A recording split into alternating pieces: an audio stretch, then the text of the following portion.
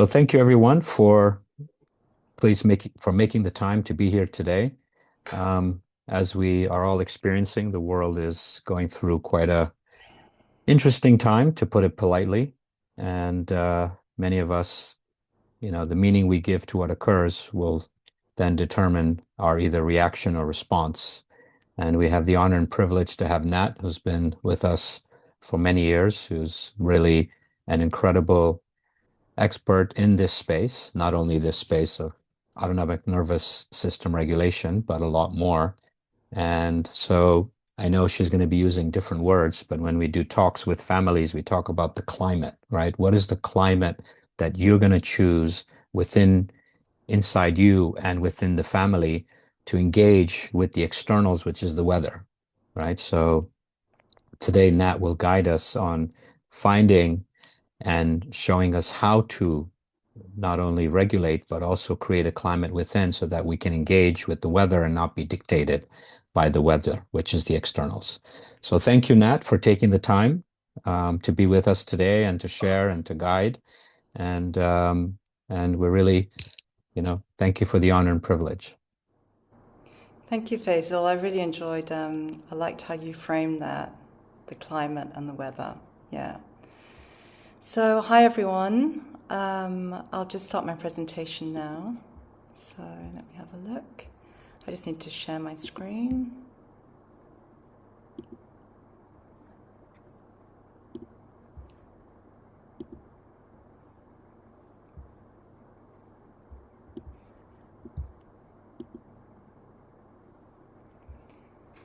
Okay, so today's topic is nervous system regulation in times of uncertainty.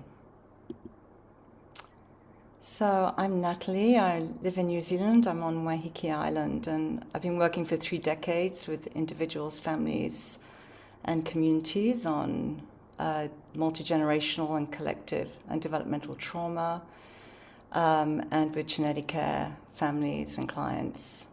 And really working at the intersection of nervous system regulation, our attachment system that's formed in early childhood, and helping people shift to a more secure attachment, working on adult maturity and development, and really looking at what is it to be alive in 2026 at this time, in this wider moment, when it appears that we're in a civilizational transition.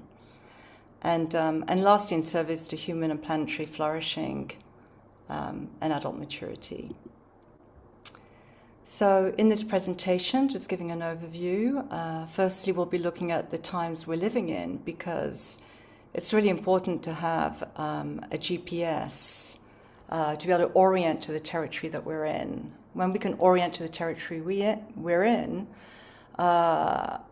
as Faisal was saying, we can deal more with the weather. We can kind of have more of an understanding of what it is that we're in and orient to it, and maintain nervous system resilience.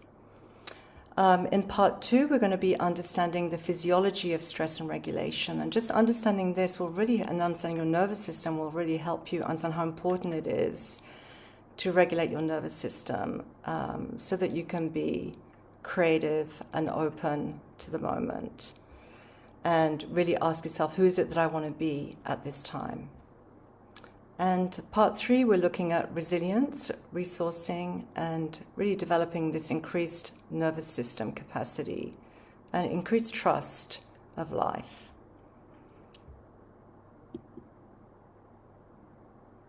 So here we're going to start with a meditation. So already we're starting our practice.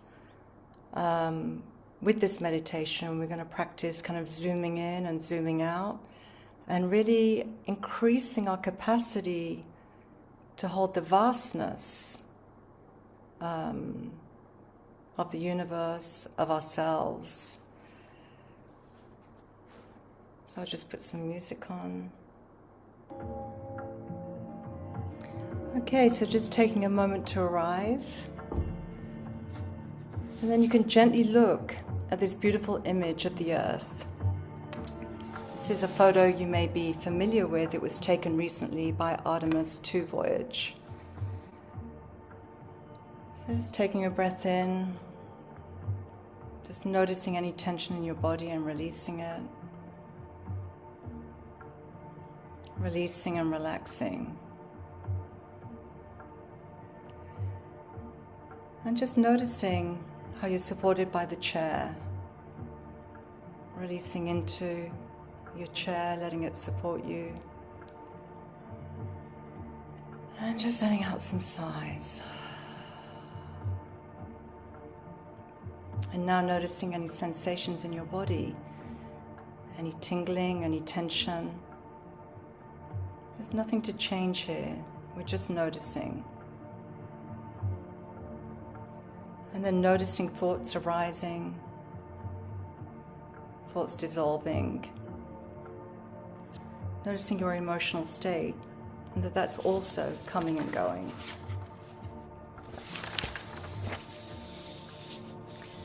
And then noticing how something in you is aware of your thoughts, aware of your sensations, and noticing that you are the awareness in which everything is coming and going.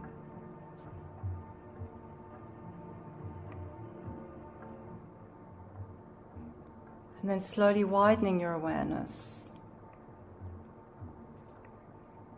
Widening and noticing your body is inside your awareness. Widening your awareness to outside the room. And now we'll zoom out beyond this room, beyond the country you're in, and then zooming out beyond planet Earth. And now you can rest your gaze on the image of this Earth, this blue and green sphere suspended in vast space. And now notice how it is to look at yourself as a dot somewhere on that globe, floating in the vastness of space. And what you're looking at as you look at the Earth from this vantage point, you're looking at 4.5 billion years in the making. This planet is born from the death of stars, from energy that organized itself across unimaginable time, into oceans, into soil, into air, into life and into mind.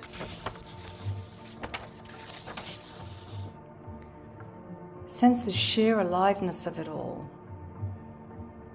Billions of people, countless forms of life, languages, cultures, ecosystems, and all of it, every living thing sharing the same thread. The same first moment when something began to feel. And with that, from life, the birth of mind. Noticing moments of joy within that, a child laughing, a woman birthing a child, lovers watching a sunset, acts of care and beauty. The nervous system in these moments at rest, safe, connected, secure. And now alongside that, just opening to feeling the suffering that's happening right now on the planet, the loss, the uncertainty, people struggling, the vulnerability of life everywhere, people dying. As you look at the planet and feel the suffering and the joy happening simultaneously, noticing how every second, several births, several deaths. And as you feel into that, include all the joy that there's ever been on this planet through previous generations. And then simultaneously, all the suffering through wars, through conflicts, through the loss of loved ones. Just feeling all of this and holding it all. Noticing how it is to feel this sense of social global witnessing, this capacity to be that vast that you can hold all of it, the paradox of life, the beauty and the suffering. Not as opposites, but part of the same reality. No need to fix anything, just allowing, just witnessing the vastness and beauty of it all. And now bring your awareness back to yourself, sitting here in this room. Zooming in right now to exactly where you're sitting. You are not separate from what you're looking at. You are exactly where it has arrived. 14 billion years of energy organizing itself into atoms, into stars, into life, into you. Into this moment of awareness right here, right now. And now gently begin to come back to your breath. And just noticing what's here. And so with this simple practice of meditation and visualization, we're learning how to expand your capacity to hold it all, to stay regulated, to feel part of the mystery that is unfolding.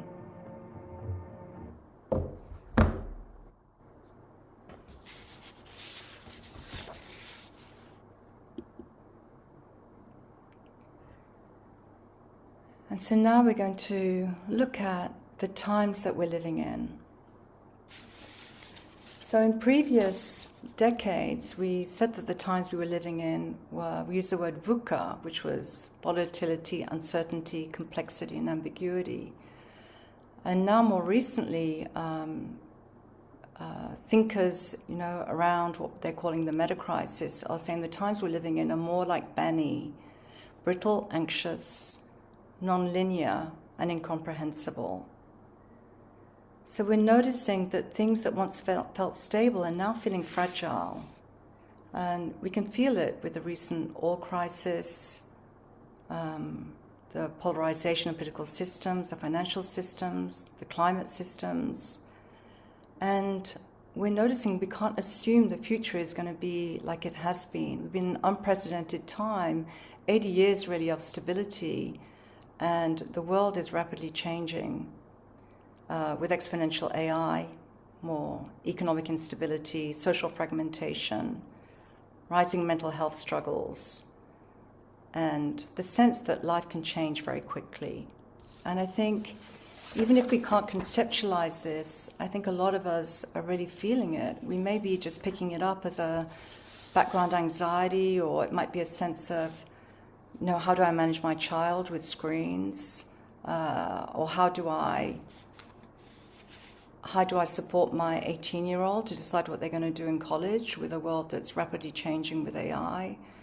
So we're noticing that things are changing very rapidly. Another part of Bani is that small things can create very large ripple effects. Everything feels amplified. And sometimes reality itself feels hard to process. And, we might find ourselves doom scrolling and we find that even that doesn't regulate our nervous system because we can't find answers. It's hard to settle just through reading the news.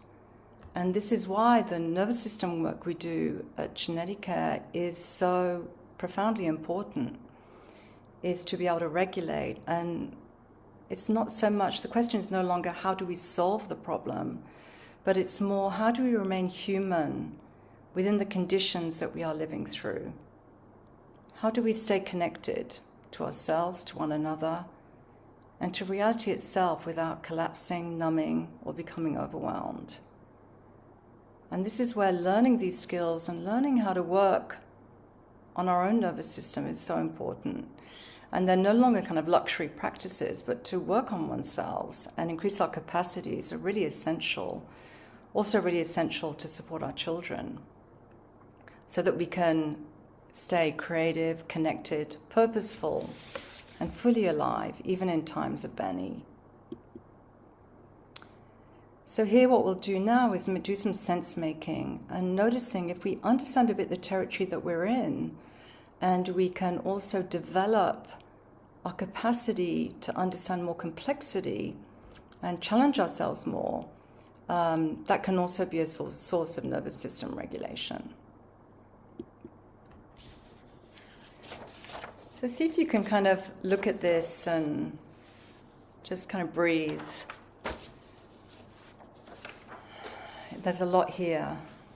Just breathe and relax.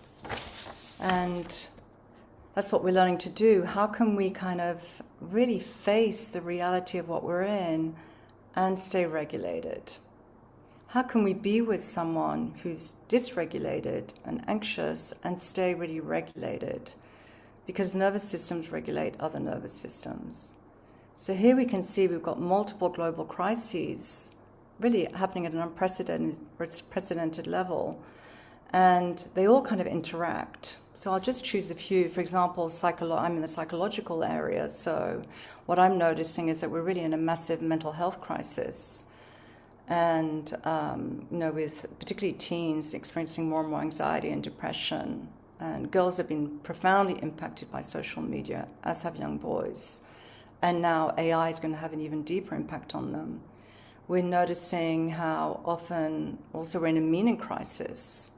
People have lost a sense of meaning or a sense of purpose or a sense of being in service of something bigger than themselves. We are noticing biologically there's some really alarming statistics that, for example, cancer diagnosis for under 45s have increased up 80%. And oncologists are really alarmed at the rise in childhood cancers due to chemicals, in the environment, due to increasing plastics that are finding their way into our organs. We're also noticing, as certain antibiotics are failing, the rise of infections in hospitals without antibiotics that can kill those bacteria. So there's a lot going on that level. So economically, we've all felt the supply chain brittleness that we're in, and also regarding the economic instability that creates, and also the more and more inequality. And socially and culturally, we can feel into kind of the loneliness epidemic. It's really tricky. How do we pass on our intergenerational wisdom, transmit that to the younger generation when they are fed on algorithms and have social media that are feeding them different things to what we're looking at? So there is a kind of a fragmented capacity to share our sense-making together. We're also looking at education, that the curricula is designed for the world that we have been in for the past, that we've really had for 80 years. And now we're entering a world that is dramatically different with AI and managing screen time. And then with that, the loss of teacherly authority. And also geopolitically, we're feeling into political polarization. So here we can see there's a lot going on. And so we could look at it as a polycrisis, as in we can see that all these different crises are kind of connected. And yet what the leading thinkers in this are saying is no longer a polycrisis. It's not that all these different crises are interconnected. We're talking about it as the meta-crisis. So we're sensing there are deeper root causes that all these crises are stemming from.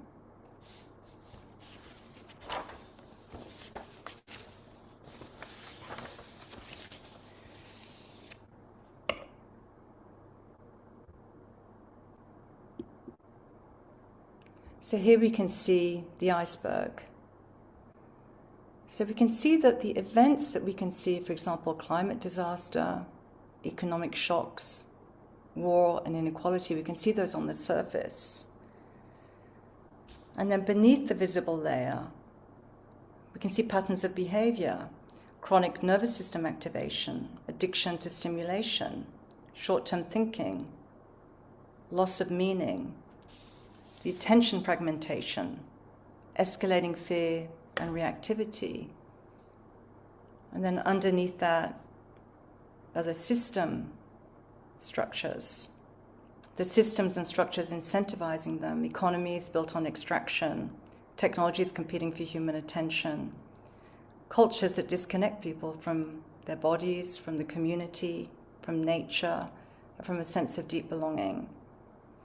And here we can see, on a deeper level, the mental models. What are the beliefs, values, and assumptions that shape the system? What do we believe a human being is? What do we really believe life is for?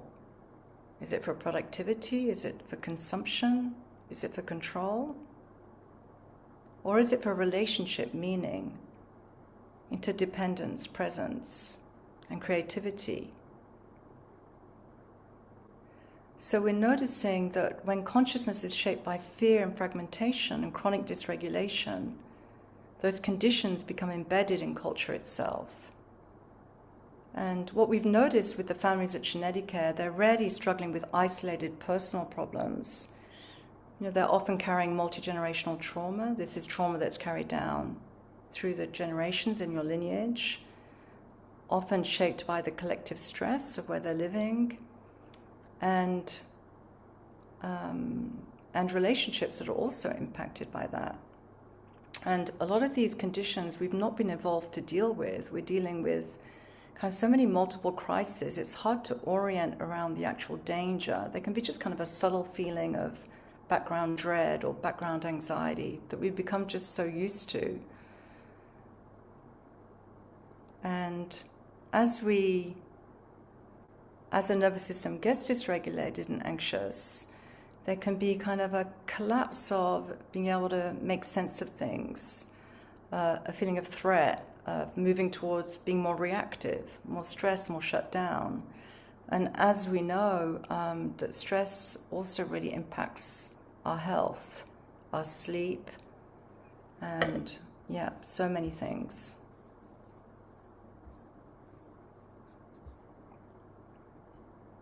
So perhaps one of our deepest tasks here is developing a secure attachment, not only with ourselves and with each other, but also with reality itself. So we can see that life by its nature is uncertain. There's a certain uncertainty that we do have to deal with in our lives. We all know we're born in time and we will die in time. And we all know that we already have, grieving loved ones, knowing that being in a human body makes us vulnerable. And that uncertainty is the ground of our human embodied lives. We never know what's going to happen. And there's a certain vulnerability around that. So we're used to dealing with that individually.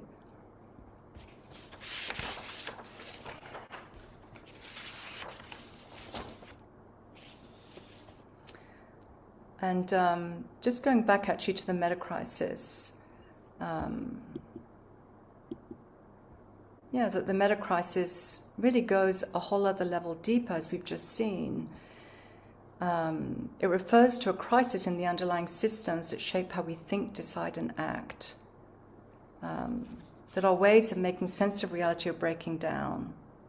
And our collective behavior patterns, short-term thinking, competition and disconnection are part of the problem. So as we see, life by its nature is uncertain, and there's a way that we all navigate that in our own way. And that humans have always lived through crises, individually and collectively. But what we're noticing, what's different about today, is that the crises are more connected, complex, and global than they ever have been before.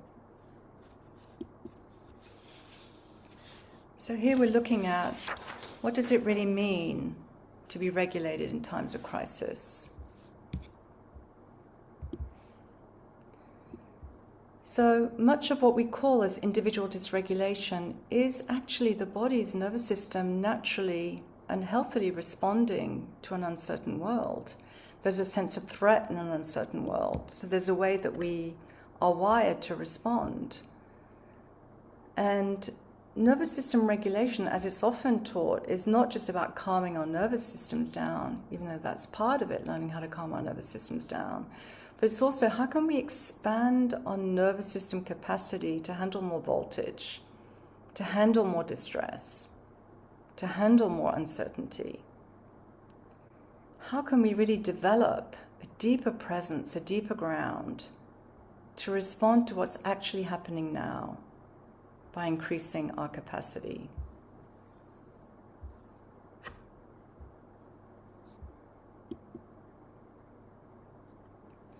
How would it be if you could stay more connected to yourself, to others and life itself in times of uncertainty?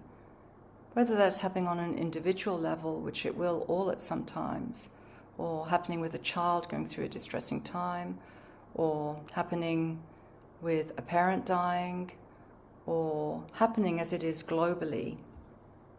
And I think we've really felt it with the crisis in Iran and the oil crisis. We can kind of feel that in the background, this sense of anxiety, of uncertainty. So here what we'll look at is really understanding more the physiology of stress and regulation. So here we can see when we feel danger, we have a kind of a nervous system and brain that's adapted to threat. It's maladapted to chronic threat, but well adapted to threat that we can perceive. And so the way that happens, normally we see threat or feel threat, our amygdala gets triggered, and then that triggers the hypothalamus to release certain hormones, which then stimulates the pituitary to release hormones, and then the adrenal to release adrenaline, and then that stimulates the kidneys to release cortisol, and that kind of feeds up a lot more energy into the system and fires it up, and to then so that we can respond. The problem with this kind of constant sense of dread or uncertainty, or how are we going to support our children to manage their screens or gaming, or, what does the oil crisis mean for, our flights this summer? Can be anything. It leads to disrupted sleep. It leads to reduced immune resilience, which can increase more stress because then we're more likely to get sick. And it also really reduces our capacity to connect with our frontal lobe. The frontal lobe goes offline. And we really need this capacity to be regulated, to navigate uncertainty. Sometimes we need to make really quick, smart decisions. And that can be really compromised by chronic stress. So we're noticing that evolutionary, we're really well wired to deal with stress that we can perceive and that's short term, but not so much to deal with chronic stress. So let's have a look at the nervous system. So the nervous system is your body's signaling network, really a network of billions of neurons connecting your brain and your body. So it senses the world and shapes how we think, feel, and respond. And as we'll see a bit later, often our nervous systems have been wired and our brains have been wired around early childhood trauma, or if we have had early childhood trauma. And so some of us can have the propensity to have a more sensitive, hyperactive nervous system because of that. The good news is that we can change that through doing the trauma work and the nervous system work. Okay, so here when the HPA axis gets activated, so we've got adrenaline and cortisol in our systems, we will then go into fight, flight, freeze, and fawn. So this is polyvagal theory, and if the body receives threat, we will go into these strategies. So fight, normally, when we're cavemen, cavewomen, we'd see a lion and we would either fight the lion if he was stronger than the lion or had the tools to fight the lion. Otherwise, if we felt that we didn't, we could flee. So we would flee. If the system gets too overwhelmed, then we can go into freeze. Like a deer in headlights, and we can become paralyzed and shut down and go into chronic shame and depression. That's the freeze. And then if we have a bit more energy in our systems, we can do fawn. So that's kind of a natural instinct to become more submissive, to become extra nice, when we sense danger.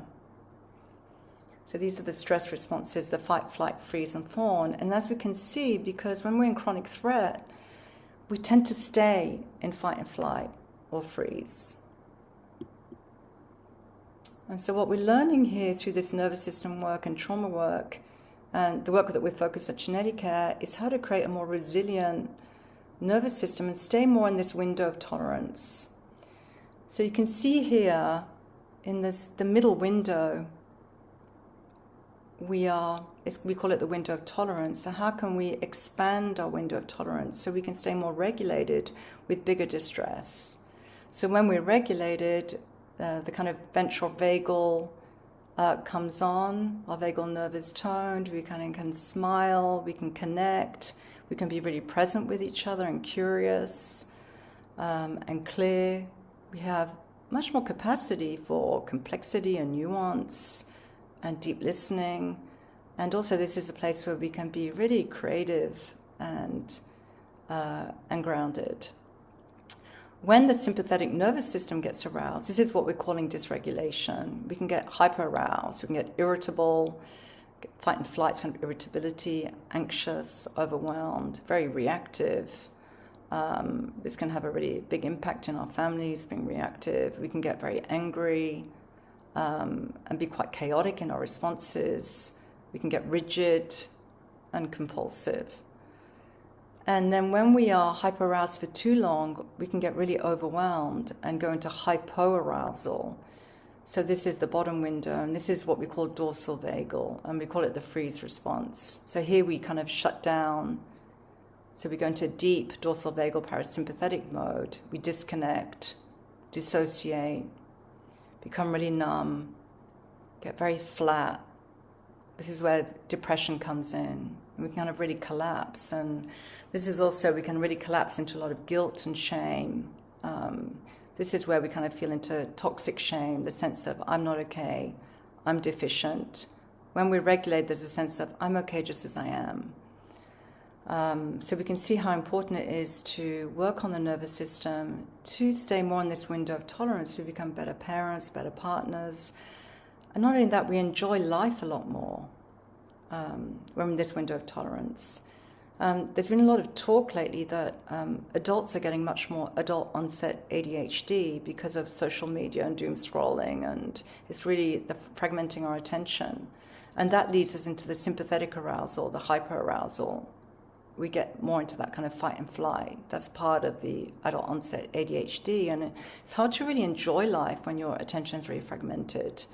When you're regulated and grounded and connected, and you can maintain your attention, life becomes so much more enjoyable, and we can really enjoy the simple things in life and feel a sense of agency and power in our lives, and be able to be a lot more support to others. So here now we're looking at collective and multi-generational trauma. Now I know I'm trying to cover a lot in 1 hour. And really seeing how this is linked to the meta-crisis. So collective trauma is our undigested history. So there have been many times in our histories where we've experienced events too large to process, e.g. First World War, Second World War, displacement, immigration. And the unmetabolized experience becomes embedded in the social body, in society. And it shapes how people respond to threat, trust, and connection. And often we don't even know why. And then looking at the multi-generational transmission. So children absorb the unresolved emotional landscape of their caregivers. And epigenetic research shows that trauma responses can be transmitted biologically from great-grandparent to great-grandchild. So what we don't heal, we hand on to our children. And this is why regulating the nervous system, and we do a lot of work in this in Qineticare with families and our clients, that its regulation work is also ancestral work. What we're doing is we're metabolizing what our ancestors could not metabolize. We are receiving their gifts and their light, and also metabolizing what they could not metabolize in their times. So it is very profound. To do the inner work means also you are supporting your ancestors and clearing up the multi-generational trauma that's contributing to our current times. And then we're also noticing, so then there's the collective trauma and the present crisis. Yeah, so we're seeing that much of what feels like present day anxiety is not only present day. So we can be living in a time where historical wounds like colonial, religious, intergenerational wounds are reactivated by our current instability. And so healing requires us to presence not just the present, but also to present the past. Because the past is here right now in our nervous systems and epigenetically in our nervous systems. And then if we've had a lot of childhood trauma on top of that, or our parents had a lot of trauma, so we would have grown up in an insecure early environment, we're also responding to the past that's showing up in the present all at once. So Sean here in this quote says, when present threat lands on top of accumulated historical threat, it's not just this moment we're responding to, it's all of it, all at once. So here we're looking at children and the child and trauma and the nervous system. And again, we work a lot of this in Qineticare, particularly as psychological trauma head. This is, a lot of the work that I do with families. So we are looking at the early relationships, as I mentioned before. They set the baseline for your nervous system and your reactivity. So if you find yourself very reactive or very angry or short or impatient, or there may be a feeling of feeling deficient or very guilty or not seen or feeling shame around oneself, we know that early relationships are at the baseline. This is where our attachment system was set. So, if we're lucky, we have a secure attachment because our parents were secure and available. But if our parents were also dealing with a lot of stress, and also had stress in their childhoods, it would have created an insecure environment. And then we have nervous systems that get very reactive. And the good news, again, that this can be corrected and repaired through visualization, through meditations, and through trauma work. So there have been studies now showing that ACE scores, the adverse childhood experiences, are amongst the strongest predictors of adult health. So we're also noticing how that early stress and the way it impacted the nervous system is a big predictor to chronic health issues later, which is why it's so important to do the trauma work, because it really impacts our health. Again, the good news is that the nervous system is neuroplastic, so we can really shift the nervous system from a more fight and flight to more regulated and calm. Then an important thing to understand about the brain is you're not perceiving reality like a camera would. You're not seeing the world out there as it really is. What the brain does is it predicts what you're seeing out there. It predicts your environment out there based on your past experience. Which is why in the work that we do at Qineticare, we really want to shift that past experience through learning to work with parts. So be very attuned to yourself, loving to yourself. So the little girl and little boy in you have a different experience of attunement and care. And to start to regulate your nervous system so that you're no longer projecting onto reality your past experience. So we're noticing that healing is not necessarily about fixing the past. The truth is the past is in the present. It's in your nervous system right now. It's in your body right now, which is why, I mostly work somatically. Healing is not about fixing the past. It's about updating the present. So the parts of us that are left in the past is updating them into present time. Another thing about the ACE scores is that we see that in prison populations, it's astonishing how high the ACE scores are in prison populations, which tells you a lot of the impact of adverse childhood experience on our nervous systems. So what happens in early childhood becomes a template for how our nervous system expects life to be. And these templates can change. So trauma is not what happened to you, it's what happened inside of you in the absence of an empathic witness, which is why in this work we provide the empathic witness so we can feel understood and we can heal. So here now in this section we're looking at how do we become more resilient? How do we resource and develop increased nervous system capacity? We already started our meditation around the earth, increasing nervous system capacity to hold more and hold the polarity of opposites. Bayo Akomolafe is a thinker that I really love, and this quote is really quite famous. So, the times are urgent, let's slow down. And it feels almost counterintuitive. When there's a feeling of times are urgent, our nervous system automatically goes into fight and flight, which speeds everything up. But what we're looking at here, when times are urgent, how do we stay in that window of tolerance, stay really regulated and really slow down and calm ourselves down?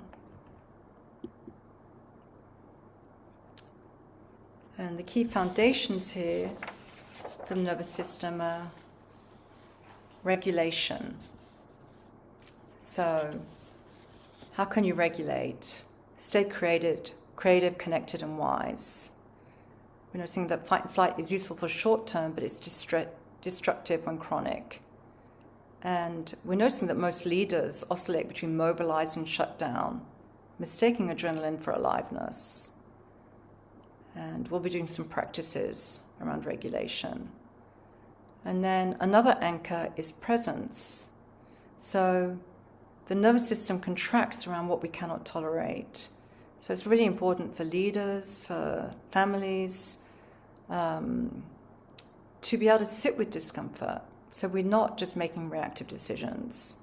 We need to be able to sit with difficulty. We need to be present with the conversations that matter most. So secure attachment with reality means actually being able to be with what is. And with presence also, we're learning how to recognize tension that arises in ourselves, reactivity, allow it, breathe into the sensation in our bodies, and nurture ourselves. And then grounding is a sense of being in contact with something, with a mystery, with something deeper.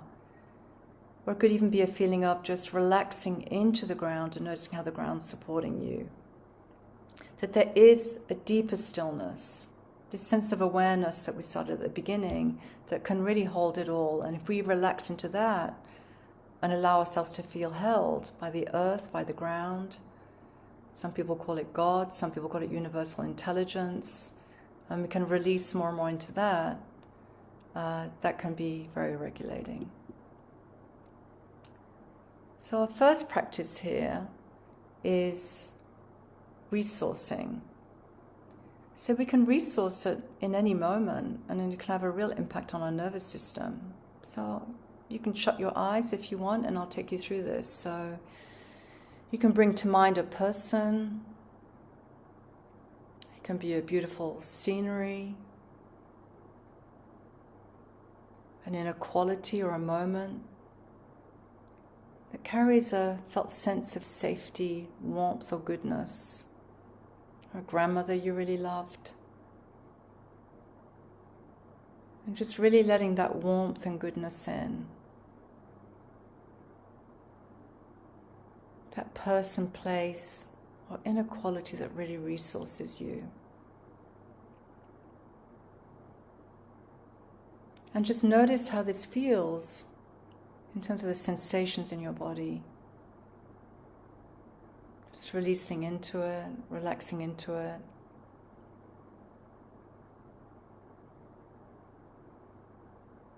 Feeling a beautiful spot in nature that you can relax into.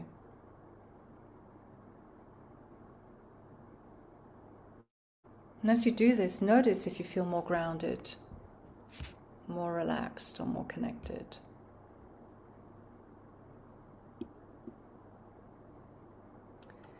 Here tonight I'm just giving you very simple practices because they're so easy to do, and actually we do a lot of them intuitively. Just a very simple one is a psychological sigh, And so I think a lot of us sometimes stop ourselves from sighing even when we want to, and I'm really encouraging you to sigh. I think it's a very natural response to calm the vagus nerve and to tone the vagus nerve. Let's take a full inhale. You can just practice it now. Through the nose. Top of that inhale, taking in some more air. And then exhaling through the mouth. We know in all these kind of breathing practices are very powerful for regulating the nervous system. And the key thing is just that the exhale is longer than the inhale. So we can do that again. So deep breath in. And just notice how that feels.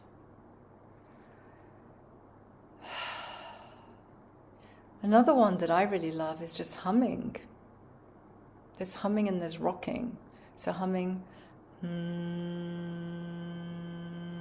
that naturally tones the vagus nerve. Again, these are very intuitive things. Singing to oneself, chanting, all these naturally really calm down the vagus nerve and help us regulate. Then you can even feel that with rocking. I have some clients have rocking chairs, and it's interesting when we do kind of, work that's quite difficult, I notice how they start rocking more. And that's just a very intuitive way of regulating one nervous system, and we do it very naturally with children. We kind of naturally know how to regulate them through humming, singing, rocking. So sometimes the simplest things are the most powerful.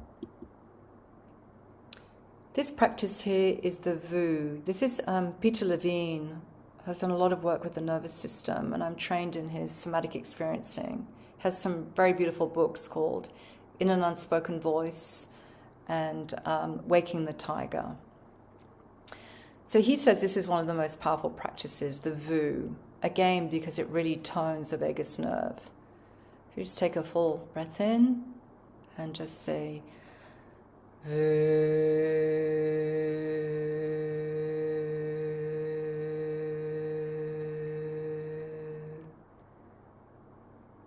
And you can just repeat that sound 3 times, each time inhaling fully, letting the sound be long and complete. And this can be really powerful. I even suggest sometimes if, clients are in a meeting or and they're really getting into that fight and flight, just to go to the toilet, just to go to the bathroom and just do some VUs. Even a very powerful technique I teach my clients is the tapping. Here we're tapping different meridians, and that can also really help us calm down. Practice 4 is grounding. So here's a sense of just breathing and just feeling the stability of the ground, feeling how the chair is supporting you, the ground is supporting you. The kettle boiling is supporting you. It's noticing that everything is here for you. And as you practice, just releasing your body and feeling it being attuned to, feeling it being received, and feeling this sense of a deeper trust. Sometimes in spiritual traditions we call this releasing into the groundless ground and noticing how the groundless ground is supporting you. Noticing how there's stability in the groundless ground and releasing and relaxing into that stability. Even when the climate doesn't feel stable, you can choose to feel stable in any moment. So here we're looking, what is it that resources you? And you can just kind of reflect on that. I know for me what resources me is eating well. That has a big impact, having enough protein, not too much sugar, not too much alcohol, if any at all, not too much coffee, vitamins and minerals, acupuncture. Breath work is incredibly powerful, alternate nostril breathing, but all kinds of breath work. It's very in fashion at the moment, hot and cold therapy, cold plunges, saunas. even the simple things of just at night looking out and looking into the stars, and this sense of awe and wonder, or looking at a full moon, can be really resourcing. Meditation is very powerful. One of the most powerful is sleep, rest and sleep. Prayer, ritual and ceremonies are very connecting and very powerful. And obviously time in nature. Nature is always regulated and here and stable. And sunlight, different qualities of sun is very important. Now they're linked, that morning sun, first thing in the morning, going out, even if it's just for a few minutes and having the full spectrum sunlight is really supportive. And having different bandwidths of light throughout the day. There's a whole new science on natural light, particularly as we're spending more time on our screens. Talking about our screens also, another thing that can be really, going back to resourcing, is really limiting our time on screens with that natural light. Also, what's really, really supportive is being in community and being of service, or it could be, cooking, making lunch or dinner, connecting with each other, listening to each other. Music is very regulating. And so here I'm looking at some core skills to regulate and heal. I mean, anyone who will do sessions with me, I'm really teaching them these core skills, and that you can be your own healer. And you can work with your own mind in every moment as you learn how to do this. So whenever you're dysregulated or feeling reactive or angry or in grief or want to lash out or really anxious, here what we do is we learn how to slow down and feel. So you feel the experience that's happening in your body, the sensation, without judging it. And we notice how the nervous system heals by just us being attuned with what we're experiencing. Sometimes it can be putting a hand on your heart and just feeling what you're feeling. And then really acknowledging what you're feeling. Whatever it is, just meeting it honestly. Anger's here. How does that feel? What's the color of it? What shape is it? Or it could be deep sadness. So rather than shutting it down, I'm allowing myself to feel it fully, the sensation of it, breathing into it, relaxing into it. And what is felt can soften. And then we can attend with curiosity. So we shift from what's wrong with me that I'm feeling this to, what is this feeling or this voice inside my head? What is it protecting? What is it communicating? So we're dealing with these patterns in ourselves with openness rather than shaming ourselves. Or I'm feeling deficient. How does that feel in my body? I'm just really attuning to that feeling of deficiency with compassion. And then the fourth one is love unconditionally whatever's here. So you're staying connected to yourself in the pain, in the imperfection, in the shame. And you'll notice that healing accelerates in the presence of genuine compassion. So we're really learning how to love ourselves unconditionally. And more in the work I do with people, I'm teaching them about their parts. So your personality is made up of lots of different parts. And who you are as the self, as the unconditional loving self.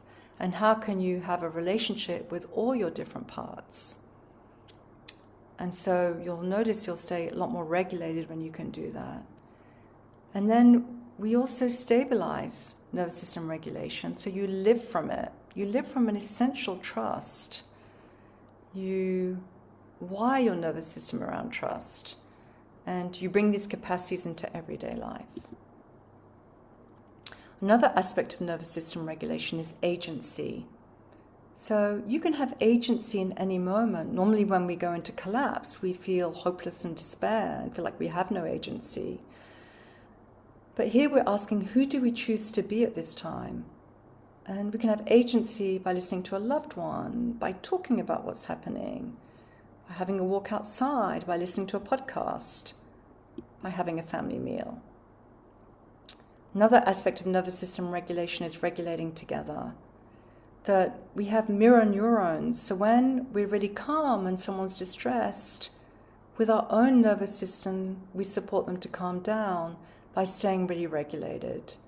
So if someone's distressed, if you just stay regulated, keep breathing, relaxing, they will also relax.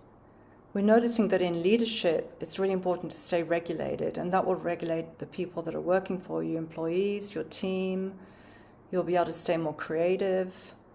And we regulate through tone and warmth. And as humans, we're fundamentally relational. And we learn to self-regulate through co-regulating with others. And this is how our nervous systems were formed early on, through co-regulation. And when our parents weren't very present and co-regulation didn't happen everywhere very well, we can repair it through healthy regulation, which is a lot of what therapy is about, healthy regulation. So we're noticing here that healing and regulation can't be forced. And this is why sometimes with clients that we do need, quite a lot of sessions. This work takes time. Our nervous systems and brains were built over time through many years in our childhoods. And so we heal over time. And we allow ourselves to move at the speed of trust. There are parts of us that don't trust, there's a reason. And we need to very gently be with those parts, listen to them, and move at the speed of trust. So here we're in the inner work, we're developing a nervous system wide enough to hold it all. Can we grieve individually the loss of our loved ones, but can we also grieve the state of the world, the loss of ecosystems, the loss of the stability of the world as it was, the loss of the world without social media and exponential AI? Can we grieve the state of the world without being destroyed by it? And again, I'm not saying that AI is all negative. There's a lot of positive things with AI. But, when AI is not connected to deep human values and human flourishing, it can get destructive. It can be destructive. So here we're saying, can we feel the beauty of existence, the beauty of a sunset, the beauty of a full moon, without bypassing suffering? Can we be with it all? And here what we're doing here is we're building our capacity in, the potential face of difficulty, rather than collapsing into despair. And so there's a sense of that a regulated presence can hold darkness, have a different relationship with darkness. As Faisal was saying at the beginning, a different relationship with the weather. It can be seen as a threshold, as a rite of passage. And here we're noticing, many poets, many writers write that in a time of darkness, the eye begins to see. There's something that happens in times of darkness where there is a possibility of human flourishing in times of darkness, as we begin to see things more clearly. So here, I've noticed I've only got a few minutes, and I'll send these slides to anyone who's interested. But we can have a pre-tragic relationship with what's happening, as in ignoring what's happening, just assuming that the 80 years of stability we've been in will carry on in the future. As we start to learn more about the meta crisis and the world that we're in, it can increase climate anxiety. We see this a lot in teens, despair, existential fear. And it feels like this is an important sacred initiatory phase, to feel into reality as it is without turning away. Can we face into what's going on right now without turning away? And then when we spent time with that, and we know how to grieve, and we know how to be with what's difficult, we then can enter the post-tragic. So there's a capacity to hold grief and trust simultaneously. It kind of hurts you more, but it bothers you less. You have a greater sensitivity, like a beautiful tree with wide leaves, with a greater steadiness, with deeper roots. You have grounded and informed action from a place of love, care, creativity, and energy. And this is profoundly supportive of children.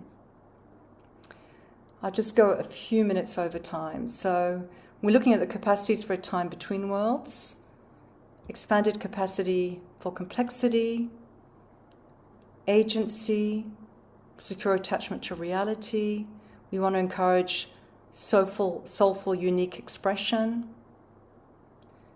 co-regulation and attunement, to really listen to our loved ones, shared sense-making, witness each other without trying to fix each other.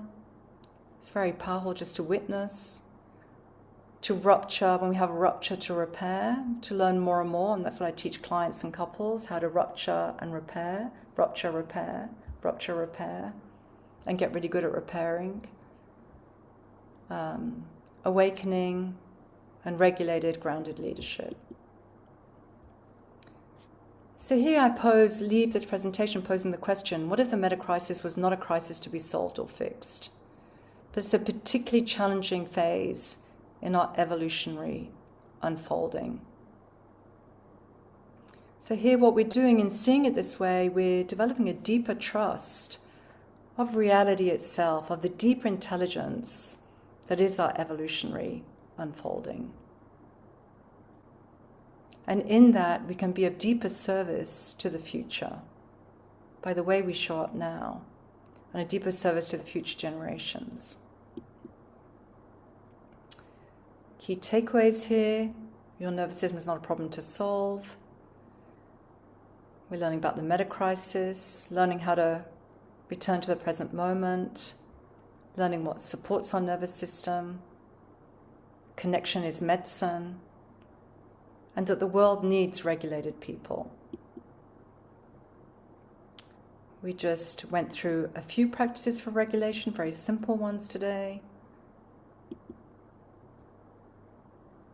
And here we're looking in an uncertain world. Our orienting goal is to build towards a secure attachment, not just with our own bodies, even though having secure attachment with our bodies is very important, and our somatics, and with family members, but with life itself, with reality itself. Yeah, so unfortunately we have used up the whole hour. But thank you everyone for being here, and we'll send you the recording, and also I'm happy to send all the slides because we did go through that fairly quickly.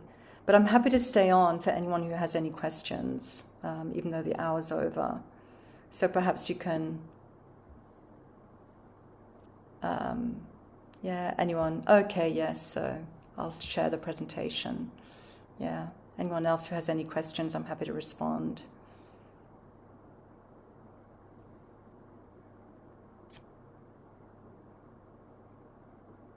Yeah, and if you don't have any questions, then thank you so much for being here. Just so appreciate your presence. And we just so appreciate and feel so honored to work with the families that we work with here at Qineticare. It's a pleasure. Yeah, just really delighted to be with you all. And I hope this presentation was helpful. And I hope that I get to meet some of you.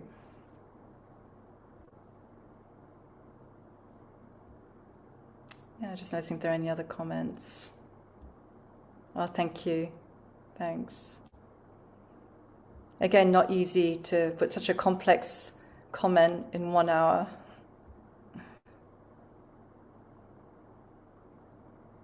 Oh, amazing. Oh my goodness. Yeah, I'm just reading the comments here. No, I didn't paint these paintings. I have my daughter started working for me, and she found those images. But again, I'll send the slides so that you all have the slides. Yeah, I hope to meet you too. Yeah, in South Africa or online. It's amazing to feel everyone around the world, around the globe.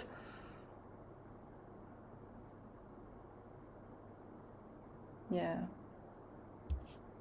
Yeah, I'll say hi to Faisal too. Yeah. Faisal's in Zurich right now, working with some families there.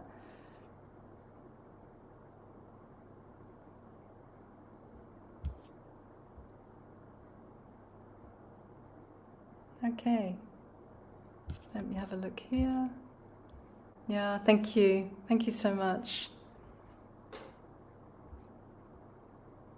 Thank you, everyone.